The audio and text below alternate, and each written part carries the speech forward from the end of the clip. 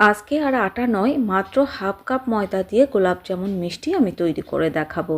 আমার আটার গোলাপ জামুন মিষ্টিটা আপনারা অনেকেই পছন্দ করেছেন। আমার অনেক বন্ধুরা রিকোয়েস্ট করেছেন ময়দা দিয়ে গোলাপ জামুন মিষ্টিটা দেওয়ার জন্য। প্রথমেই আমি শিরাটা তৈরি করে নেব, আর শিরাটা তৈরি করে নিলে মিষ্টি বানানো খুব সহজ হয়ে যায়। আমি 2 কাপ চিনি দিচ্ছি, আর 2 কাপ চিনির জন্য আমি 2.5 কাপ জল দিচ্ছি। আপনারা চাইলে এখানে 2 কাপ চিনির জন্য 2 কাপ জলও দিতে পারেন। আপনারা যেমন মিষ্টি খেতে পছন্দ করবেন ঠিক ততটাই মিষ্টি দেবেন। তবে মনে রাখবেন এই শিরাটা কিন্তু ঘন শিরা হয় না, এটা একটা পাতলা শিরা। আর পাতলা শিরা না হলে মিষ্টির মধ্যে রস ঢুকবে না, মিষ্টিটা ভেতরে শক্ত হয়ে যাবে।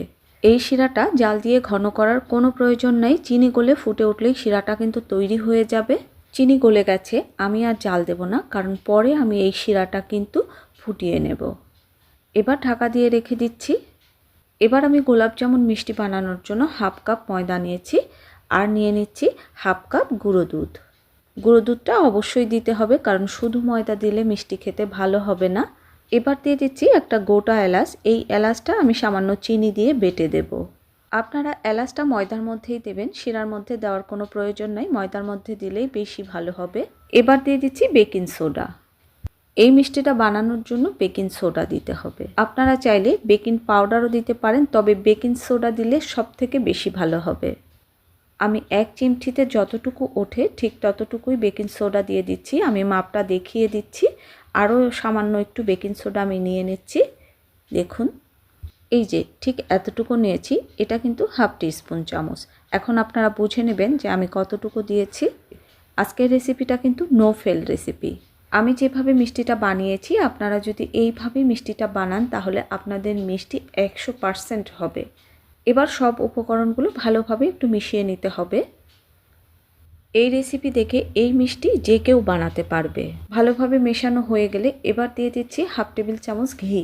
আর ঘিটা দেওয়ার পর কিন্তু খুব ভালোভাবে মিশিয়ে নিতে হবে। এভাবে হাত দিয়ে ঘষে ঘষে মিশিয়ে নিতে হবে। এভাবে হাত দিয়ে ঘষে ঘষে মিশিয়ে নিলে একদম ছানার মিষ্টির মতো হবে। কেউ খেয়ে বুঝতেই পারবে না এটা ছানার মিষ্টি না। মাখানো হয়ে গেছে বুঝবেন কি করে? যখন এভাবে মুঠো করবেন মুঠো হবে, আবার এভাবে ভাঙলে ভেঙে যাবে, তখন বুঝবেন যে মাখানো হয়ে গেছে। মিশ্রণটা কিন্তু দানা দানা হয়ে গেছে। এবার দিয়ে দিচ্ছি দুধ।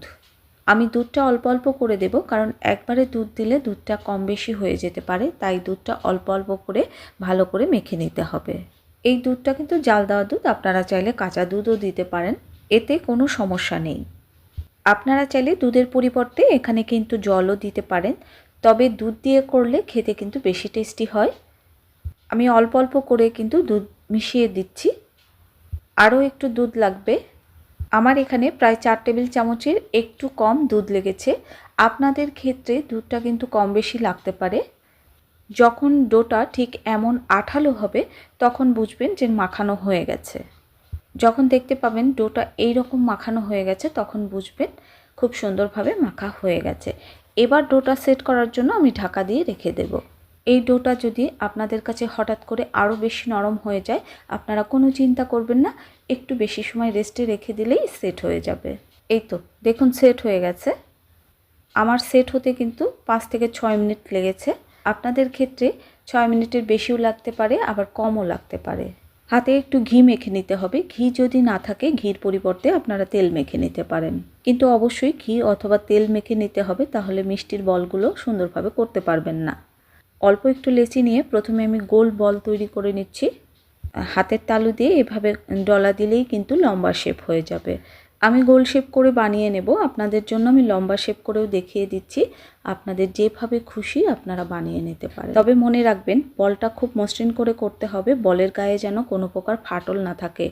কোথাও ফাটল থাকলে সেখান থেকেই কিন্তু তেলে ভাজার সময় ফেটে যাবে। এই তো একটা গোলাপ জামুনের লম্বা শেপ করে দেখিয়ে দিচ্ছি। এবার গোল শেপ করে নিয়েছি। তবে মিষ্টির বলগুলো কিন্তু একটু ছোট ছোট করে তৈরি করবেন, কারণ মিষ্টির বলগুলো ভাজার পর যখন আপনি সেরাই দেবেন মিষ্টিগুলো ফুলে 3 ডবল হয়ে যাবে। সব মিষ্টিগুলো আমি বানিয়ে নিয়েছি। তেলটা যখন হালকা গরম হবে তেলের মধ্যে আঙ্গুল দিলে আঙ্গুলটা অনেকক্ষণ রাখা যাচ্ছে না, তখন বুঝবেন পারফেক্ট গরম হয়েছে। আর মিষ্টির বলগুলো ছাড়ার পর যখন দেখবেন বলের চারপাশ থেকে বুদবুদ উঠছে, তখন বুঝবেন আপনি ঠিক সময় মিষ্টির বলগুলো ছাড়তে পেরেছেন। এই সময় গ্যাস ওভেনের আঁচটা একদম লো হিটে আছে। মিষ্টিগুলো একা একাই কিন্তু ঘুরে যাবে, নেড়ে দিতেও হবে না, কারণ মিষ্টিগুলো একা একাই একটা সময় কিন্তু ভেসে উঠবে। আর মিষ্টিগুলো যখন এরকম ভেসে উঠবে তখন গ্যাস ওভেনের আঁচটা কিন্তু হাই হিটে করে দিতে হবে, কারণ এই সময় লো হিটে মিষ্টিগুলো রাখলে কিন্তু মিষ্টিগুলো ফেটে যাবে। তাই মিষ্টিগুলোর হালকা একটা কালার না আসা পর্যন্ত হাই হিটে ভেজে নিতে হবে। আমার এই রেসিপিটা আপনাদের ভালো লাগলে অবশ্যই লাইক, কমেন্ট, ফ্রেন্ডস অ্যান্ড ফ্যামিলির সাথে শেয়ার করবেন। আর আমার এই রেসিপিগুলো ফেসবুক পেজ সুইট কুইন চন্দ্রিমাতে দেখতে পাবেন। আপনারা কোন কোন মিষ্টি রেসিপি দেখতে চান আমাকে অবশ্যই কমেন্ট করে জানাতে পারেন। আমি অবশ্যই চেষ্টা করব রেসিপিটি দিতে। দেখুন মিষ্টিগুলোর উপর হালকা একটা কালার যখনই চলে আসবে তখন আমি গ্যাস ওভেনের আঁচটা মিডিয়াম লো হিটে করে দিচ্ছি। আমি কিন্তু গ্যাস ওভেনের আঁচটা মিডিয়াম লো হিটে করে দিয়েছি, আর মিডিয়াম লো হিটে ভেজে নেব গোলাপ জামুনের কালার না আসা পর্যন্ত। আর এভাবে নেড়ে নেড়ে কিন্তু মিষ্টিগুলো ভেজে নিতে হবে। এভাবে নেড়ে নেড়ে ভেজে নিলে চারপাশ থেকেই সমান কালার আসবে। আমার মিষ্টিগুলো দেখেই বুঝতে পেরেছেন যে চারপাশেই কিন্তু সমান কালার, কোথাও সাদা কোথাও কালো কিন্তু নয়। মিষ্টিগুলো ভাজা হয়ে গেছে, এবার আমি গ্যাস ওভেনের আঁচটা হাই হিটে করে দিচ্ছি,